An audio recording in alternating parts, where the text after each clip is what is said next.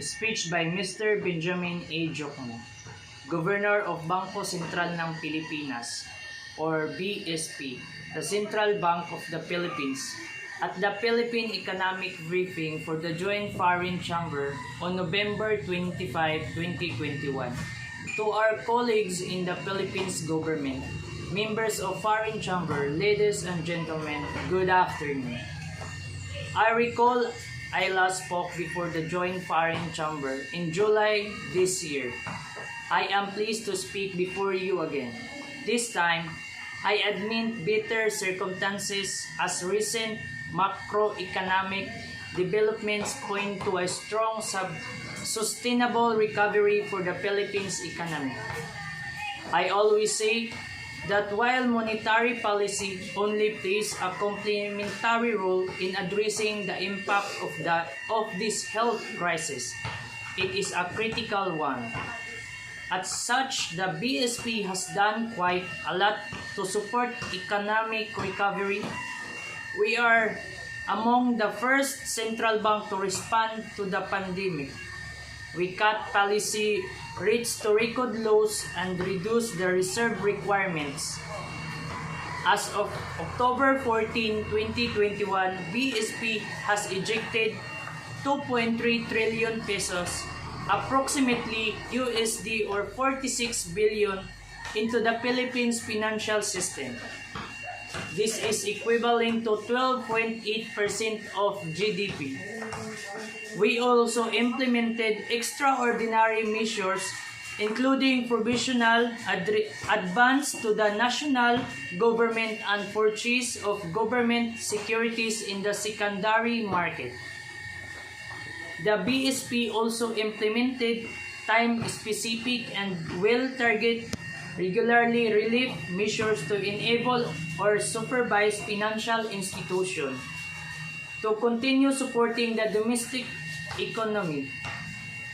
Once full recovery of the economy is underway, the BSP will implement a pre-planned exit strategy which shall safeguard the sustainability of the economy recovery while guarding against any emerging threats to the BSP price and financial stability objectives. As BSP keeps policy rates low and maintains accommodative policy stance, it has been observed that banks pass on the lower and declining interest rates to their clients, or efforts to help safeguard livelihood, maintain order in the financial markets, and fuel growth and yielding positive results.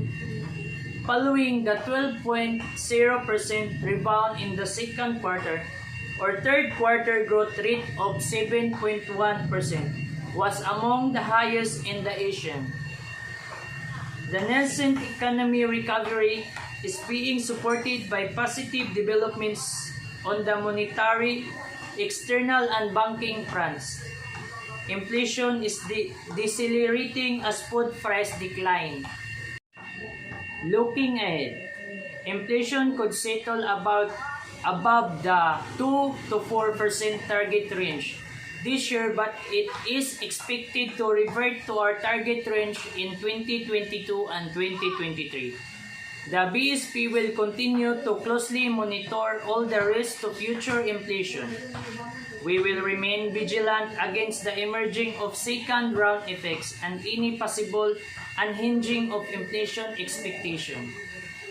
Meanwhile, bank lending has started to recover amid ample liquidity, as well as the improvement in consumer outlook and business sentiment.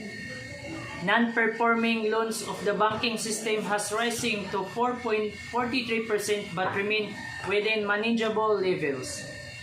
The operationalization of Phased Act will allow financial institutions to unload their non-performing assets and as a result, enhance their capability to provide financial service to the productive sector of the economy.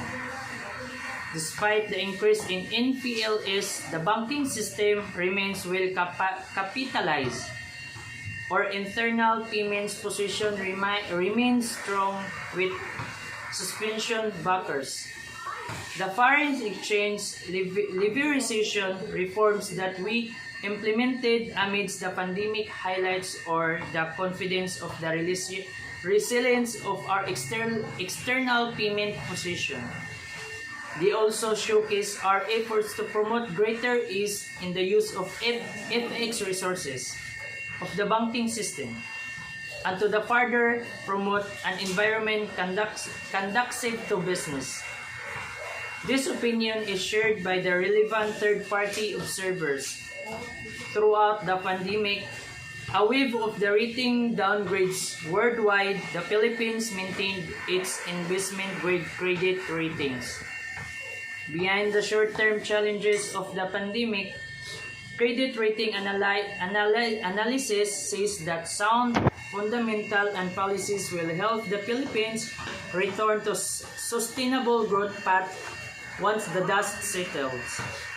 While the pandemic temporarily disrupted the Philippines growth momentum, it also presented opportunity to accelerate the digitalization in the financial sector. To the end, we launched the Digital Payment Transportation Roadmap last year.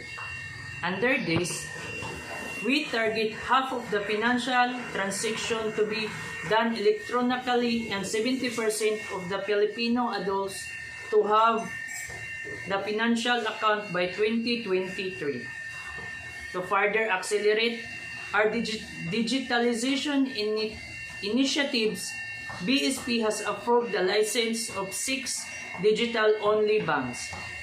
We expect this digital bank to have a strong start as they capitalize on the growing demands for the cross-border digital remittance from the large overseas Filipino workforce across Asia and the Middle East. With physical distancing now a norm, we have seen substantial increasing in transaction in PisoNet and InstaPay. Looking behind the country's border, the BSP and the Monetary Authority of Singapore recently signed in the Enhanced FinTech Cooperation Agreement to facilitate inter-payment between the Philippines and Singapore. The BSP intends to pursue similar agreements with other monetary authorities in the Asian region. As we build our digital finance ecosystem, we encourage foreign investors who may bring advanced technology and technical expertise to take advantage of the untapped potential in the financial service space and be our partners in the achieving our economic growth and financial inclusion objectives. In closing, I would like to highlight the following. First, the Philippines' macroeconomic fundamentals remain sound. Together with carefully throughout policy and public health responses and sustained vaccine rollout, this will carry the Philippines economy towards sustainable recovery. Second, target fiscal support remains central to the COVID-19 response. Monetary policy will remain accommodative until domestic demand and overall macroeconomic activities recovery. As the BSP keeps in mind its price and financial stability objectives.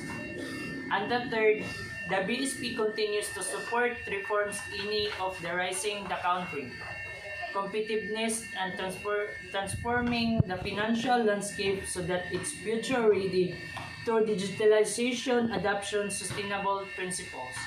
Thank you very much for your attention.